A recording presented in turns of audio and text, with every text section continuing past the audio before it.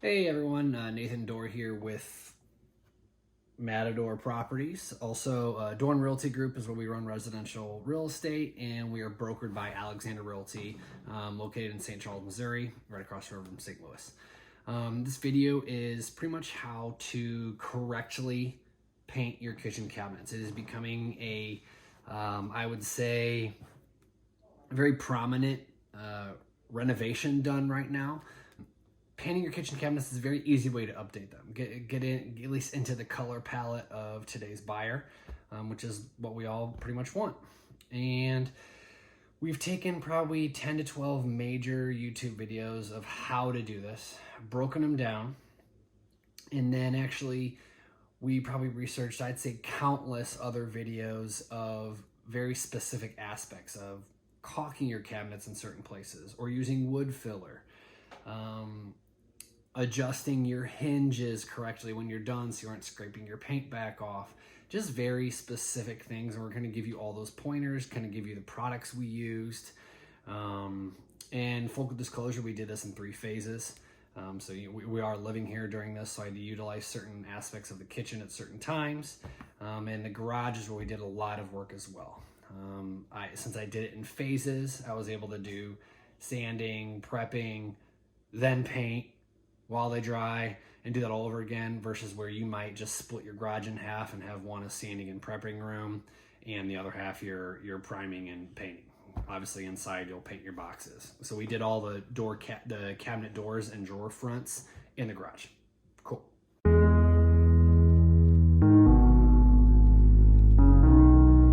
And you get to see my beautiful face again. I just realized after looking at all the videos as I'm uploading them, making this, I did 0 videos of sanding, which is an incredibly important part of this. Real quick, I would take all the doors off. Now let's say I've got a medium or upper height door, the upper side cabinets, okay? When I take those doors off, obviously you remove your hinges, remove your doorknobs, put them in one bucket, even with the screws, and I used Krud Kutter, about 2 ounces to like a container that size of Tupperware, and mix it with water, filled it up with water, and let it sit for about an hour. It soaks those, cleans those, get them out in the same day, just put them on a big towel, let them air dry, okay? None of them rusted after I did this, all of them worked properly, it was great. Okay, that being said, when you're outside in the garage or whatever prepping station with your doors, what I want you to do is just go get some very small hooks, not an eyelet, but an open hook that a hanger can fit in. We used sturdy plastic hangers. We didn't use the metal ones that can bend and flop everywhere. What you want to do is put 2 about yay far apart with, not wider than a hanger. And when you have that upper cabinet off the wall, you're never going to see the top edge of that ever after you redo this. So that's where you want you to do a little drill pilot hole. We use an 1/8 drill bit, and then put those anchors down in there, face them the both way. You slip the hanger in, and you're gonna see that in the future videos of the painting. And you hang those on a rod as you paint them, and they also hang on another rod to dry. It's incredible, it's genius. I didn't make it up. Okay, here we go. Now we're on to the wood filling. So any very tiny cracks, you're gonna see me point to a few of what to go for. And that's just the imperfections of the surfaces, okay? And this is after you've sanded once. First time you sand, use 120 or 150 grit. And then after we use wood filler, you can probably use 220 on the wood filler unless you have a big gulp of it. Go back down to your grittier surfaces. And then after you prime, you're gonna use 220 as well. I'll go over that again.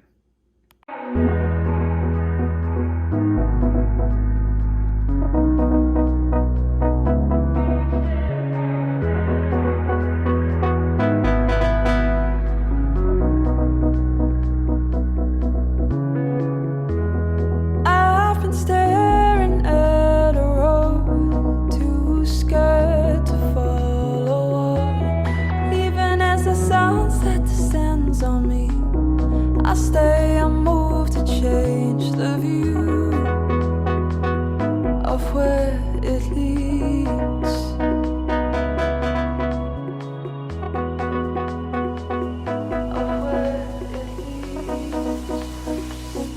I've been staring at a road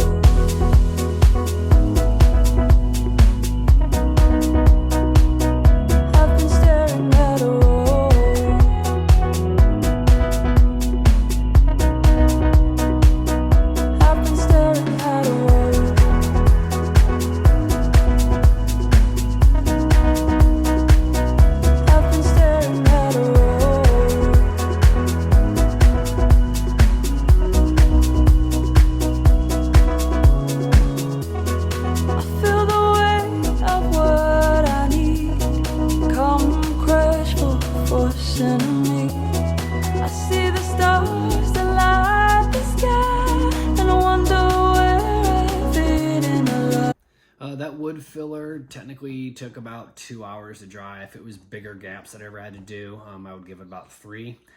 Go back and hit it with the sander. Again, the little cracks you can do with your 220. Otherwise, kind of go back down to a 150 if you got to really get it down. And then once you're close to getting it smoothed out, use your 220. Okay, it's very important. You will see these very small cracks, okay? Even the wood grain on the front of your cabinets. Don't worry about the back of your cabinet so much unless it's a huge gash, because the fronts are what's going to show. Take your time, smooth over, really look for those.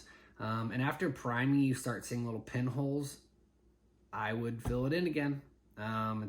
You're gonna like it in the long run. You won't see as much imperfections.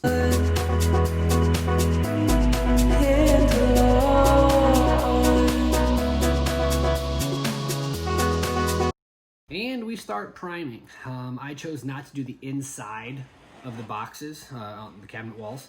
A little bit more work. I personally don't care about opening it and seeing the different color, because they are still really good quality cabinets. So it's not like I have an ugly, outdated interior cabinet. What else do I see here? I did opt to use a roller and brush. It was not my first choice. I wish I would have taken the time to come inside, cover everything, tape it all down, close off the kitchen, and use my sprayer. But as I said, we're living here. I knew I wasn't going to do this quickly, and I just did not want an in disrepair kitchen for that long. So I chose to go with the manual hand method there. You'll see here where I kind of phased off the kitchen as well. Use my little hazmat painter suit, and don't forget to tape off your appliances, of course. And I did cover the countertops as I was going. Obviously, your paint's going to drip either way. I used Sherwin Extreme Block stain and paint blocker. I think it's what it was. Okay, they also have an extreme blocking or extreme bonding primer. Sorry, both were recommended in store by Sherwin for this project. I also actually found those online before I went there. So I knew they were going to recommend it, but obviously you want to get, the current today's advice as well from the people in the store. It is very, very sticky and hard to clean up, but it just kind of is what it is. Do not skip priming. Don't skip it.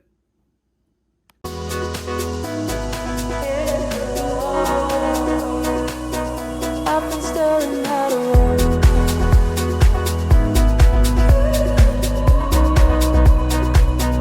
I've been staring at a wall. As you can see, I'm caulking the cabinet faces right now. I chose to do that because during long stretches of a crack or the cabinets all meet together, it's easier to do that than wood filler. That was a big debate on mine as well. Using wood filler does properly bond them together. But you have to have some skill doing that. And being this is the first bigger project where I've used wood filler, I opted for the caulking. And make sure you do that after priming. It sticks better to the prime and wood. And also make sure you're using that wet sponge right away to kind of get rid of that film. And you can paint right away again. So it does decrease on waiting time. I've been staring at a wall.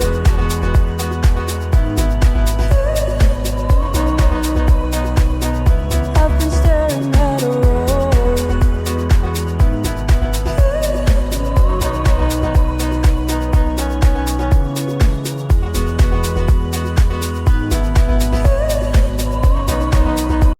All right, now we will get into the cabinet faces, the door fronts, and the garage. And we also are, at this point, primed and ready to caulk those. I chose to only do the cabinet fronts. And I had, I guess they call them floating centers, where you kind of get out to the edge piece. And if I would only prime and paint those, I'm going to have kind of a gap up and down, like with a shadow. Like I missed a bunch of spots, and sometimes the paint's going to fill that crack in, sometimes it's not, and it would look just really unprofessional. So this is where I caulked those. Don't forget to use a wet sponge and rub back over it really lightly. It really smooths that caulk out and gets rid of any of the bubbles and imperfections for you. Do not skip time on checking your caulk lines. They can show if you do a crappy job, but it's going to help in the long run, trust me.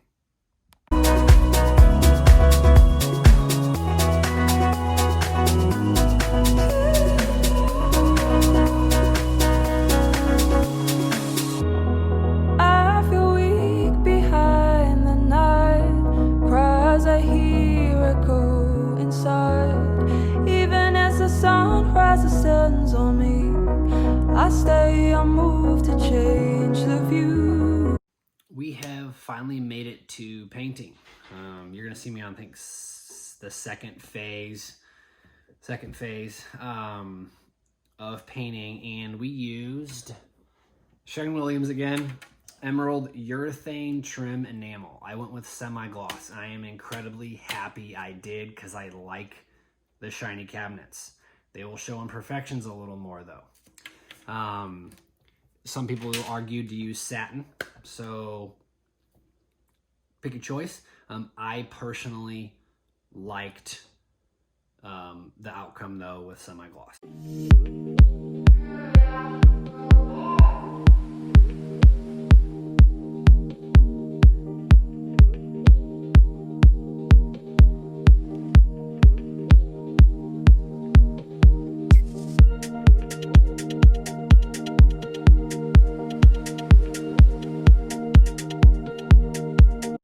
All right, you finally get to see the whole setup with the doors I've been talking about with the hooks on top. You put a hanger through it and hang it up.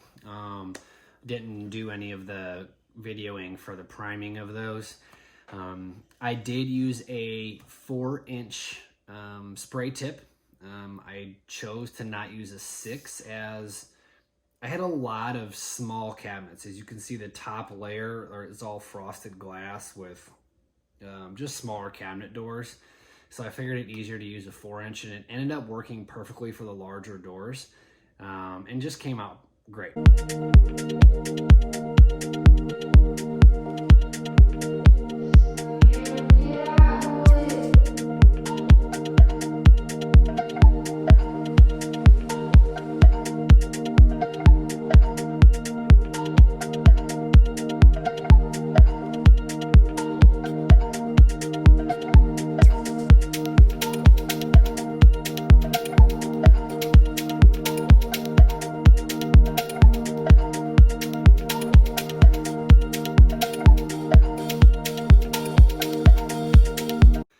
You just saw a little thing that said this is where labeling comes in handy, and I didn't talk about that earlier in the video, but I know all you smart people are going to watch this whole thing before you even start. So when you take your cabinet doors off, please write in there with a Sharpie where that hinge goes. When you take those hinges off in your prep room or wherever you're doing this, write down, create a code for yourself. You know, I did like my knives sit under a certain section of cabinets, so I wrote knives, or you could use a K, upper cabinet left, upper middle, upper right, middle left, middle. You know, create your system so you know, because then you're gonna tape inside that hinge hole with painter's tape, okay? You're even probably gonna write in there if it's an upper, middle, or lower cabinet, because this is at the beginning before you even start drilling into the top or bottoms to put those hooks. Because once you do that and once you prime, you're gonna forget where your doors go. Was it an upper? Was it a lower? Where do I screw my hinges into or my hooks into? It'll get confusing. Just label it. It takes 2 seconds.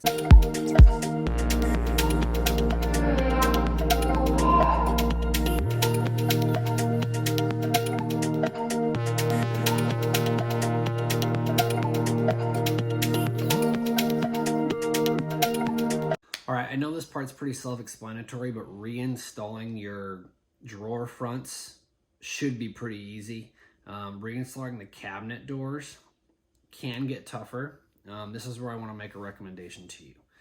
If you'd like to upgrade to soft close drawers or doors, this is where you would obviously do this. If not, I would at least recommend upgrading to, I think I have like a triple adjusted. I don't know if that's the correct term, but I can adjust from the hinge that moving the door out, moving the door left and right, or out and in, left and right. And yeah, that was it. So dual adjusted, I guess. That made this so much easier to not have to worry about which hinge was used for which door. I did not mark hinges and doors together. Just made the simple adjustments, because when you open and close them, they can rub and then just pull that paint right back off if it's a good enough rub. So just pay attention there when you're installing them again.